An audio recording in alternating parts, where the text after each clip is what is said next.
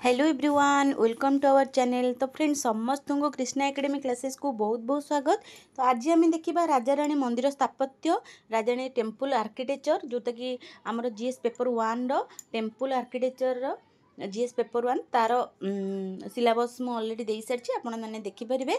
से अच्छी आमर टेम्पल आर्किटेक्चर। तो जीक आम फेमस टेम्पल अच्छा से मु सीरीज बै पढ़ाऊँगी, आपने चाहिए देखिपारे।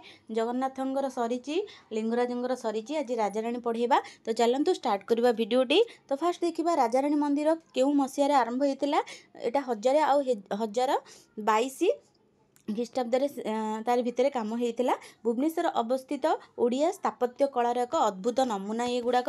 तापर किछि ऐतिहासिक मतरे बा अनुसार यही मंदिरटी ताहा निर्माण प्रसिद्ध सोमवंशी शासक इंद्ररथଙ୍କ नाम इंद्रस्वर बा इंद्र लिंगेश्वर नाम परिचित थिला। तापर कौन है वर्तमान यही मंदिर में कौन मूल देवता नहीं एवं यह देवता बिना मंदिर बोली भल भाव जना जाए। एटी कौन माने देवता रुहंती नहीं कि पूजा हुंती नहीं। आगुरु पूजा होते शिव आ पार्वती पूजा होते, बट एबे कहीं पूजा पाऊ नाहांती। एही मंदिरटी 3 मुंडिया मंचर निर्मित। आ मंदिरटी पंचांग बड़ा रही। आगु आमे पढ़िबा से पंचांग बड़ा कौन रही।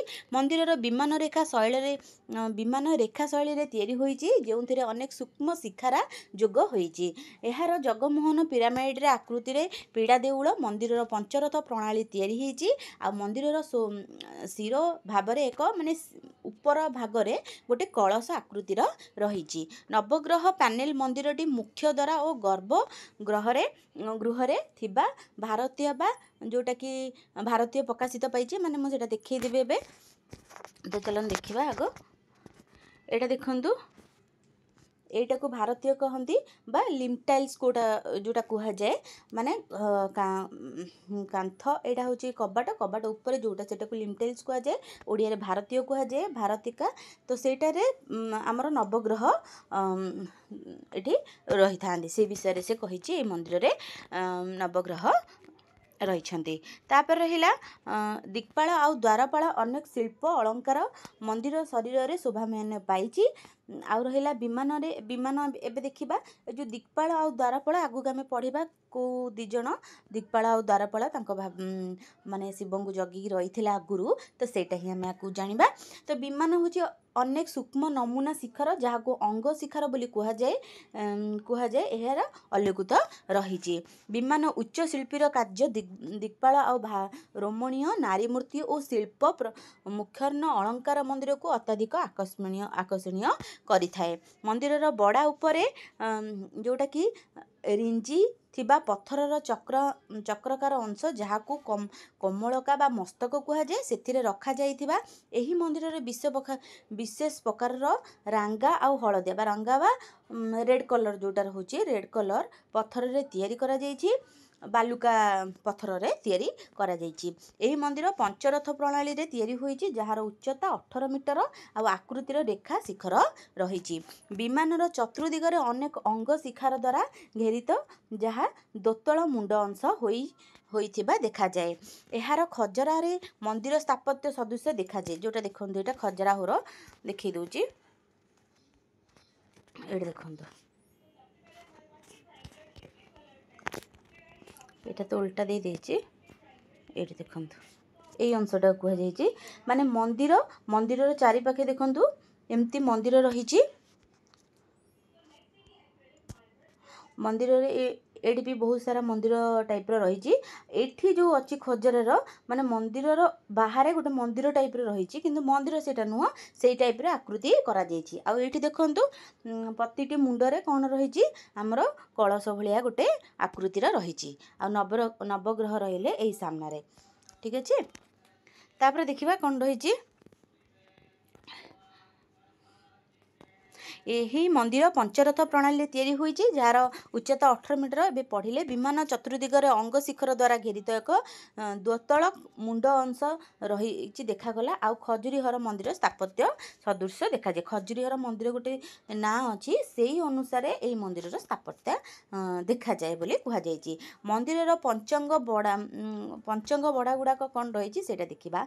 प्रभागा ତଳ ଜଙ୍ଘା, ବନ୍ଧନା, ଉପର ଜଙ୍ଘା, ବରଳା ଏଗୁଡ଼ାକ 5ଟି ଭାଗରେ ବିଭକ୍ତ କରାଯାଇଛି।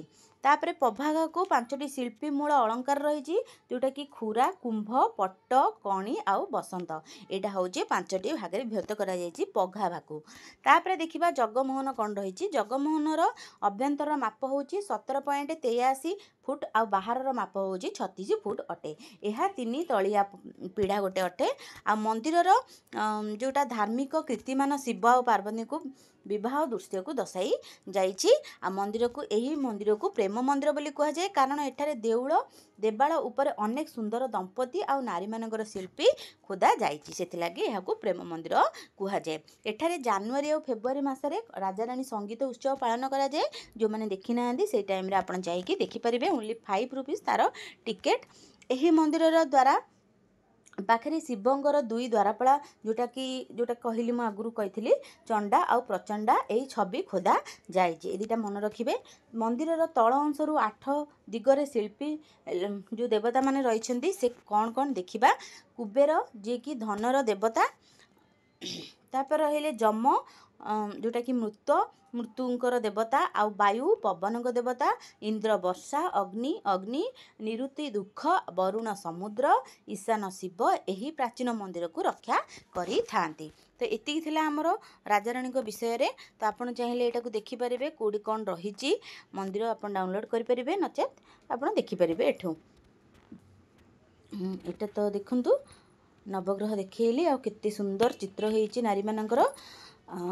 ତ ସେଥିପାଇଁ ଏଟାକୁ ପ୍ରେମ ମନ୍ଦିର କୁହାଯାଏ। ତ ଚାଲନ୍ତୁ ଭିଡ଼ିଓଟି ଏଇଠି ଏଣ୍ଡ କରିବା। ନେକ୍ସଟ ଭିଡ଼ିଓରେ ଆଉ ଗୋଟେ ମନ୍ଦିର ମୁଁ ଆପଣଙ୍କ ପାଇଁ ନେଇ ଆସିବି। ତ ଆଉ 2ଟା ଖଣ୍ଡେ ମନ୍ଦିର ରହିଛି, 2ଟାରୁ 3ଟା ମନ୍ଦିର ସରିଗଲେ ଟେମ୍ପଲ ଆର୍କିଟେକ୍ଚର ସରିଯିବ। ନେକ୍ସଟ ଆମେ ଦେଖିବା ଆଉ କ'ଣ ପଢ଼େଇବା। ତ ଚାଲନ୍ତୁ ଭିଡ଼ିଓଟି ଏଇଠି ଏଣ୍ଡ କରିଦେବା। ଯେଉଁମାନେ ଦେଖୁଛନ୍ତି ସେମାନଙ୍କୁ ବହୁତ ବହୁତ ଧନ୍ୟବାଦ।